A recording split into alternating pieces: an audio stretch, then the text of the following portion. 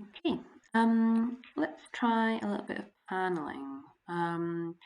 Let's cut across the back of the shirt and make the bottom half of the shirt much wider than the top half and make it nice and frilly. So to do that, we need to do an internal line. So it's as if we're taking the pattern piece and we're going to slash it across the back. So I'm going to click on this button up here. Hold it down, so on the internal polygon line, which is what we have highlighted already.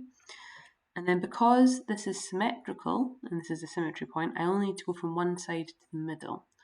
So let's go here. And then because I've finished my line, I don't want to do another line, I'm pressing enter on the keyboard.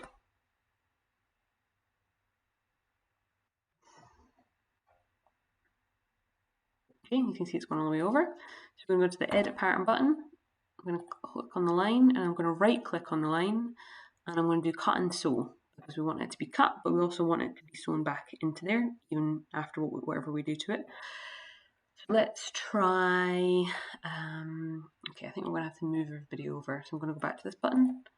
I'm going to scoop all of these guys up and move them over. Okay, so let's see what happens if we just make this bottom half wide. So we'll make it wide.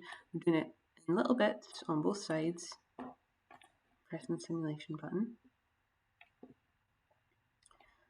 A little bit more. A little bit more.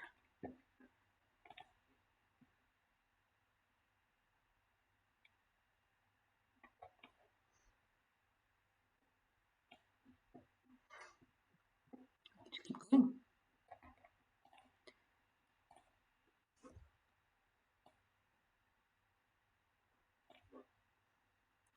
That might have been a little bit too far for the old computer. There we go. But you're starting to see we're getting a gather here because it's all of this fabric, this line of fabric along the top here, that's having to be squeezed and fitted into that other line of fabric. Let's stop that moving. This has to fit into here. So that's 62.45 centimeters fitting into 28.84. So then you get a bit of a puff, a gather, a bit of volume there. And you could do that anywhere. Also, I'll just go backwards to the start. So I'm pressing Control Z. What about if you don't want a straight line? What if you want a curved line? So this will be a bit like when you do your technical drawings. So we're going to go back over here to the internal line button, internal polygon / line, and I'm going to click on the edge. And when I click down, I'm going to stay clicking down and I'm going to pull out the handles and then we're going over to the middle or even down. And yeah, okay, I'm going to hold down here as well and get a wiggle. And I'm pressing enter because we want to finish on the center back here because that is your mirror point. Here we go. So same thing, I'm going to go up here to the edit pattern button. I'm going to right click on this, cut and sew. That means I've not made it go right to the edge. So yes, I would like to extend the patterns automatically. Thank you, Clo3D. And let's make the bottom part wide. Actually, let's make this split and spread the bottom part. So we'll do what we showed you before. So I'm going down like this, swinging it out.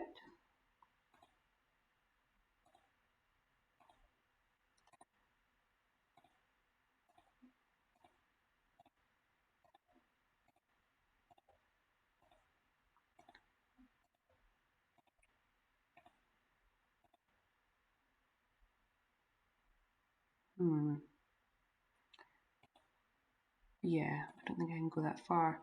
Okay, so let's move this whole guy a little further down. Okay, let's do the simulation, see what happens.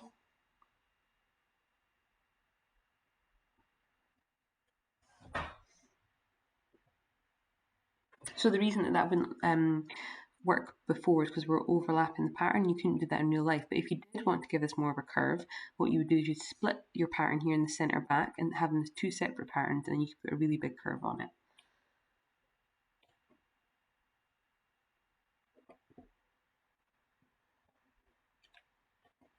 Okay, so now we've got a little ruffle. Got extra fabric in there. Let's get rid of this baseline. So over in the 2D window, I'm right clicking just anywhere in space and I'm deleting all baselines. So we can just really look at the form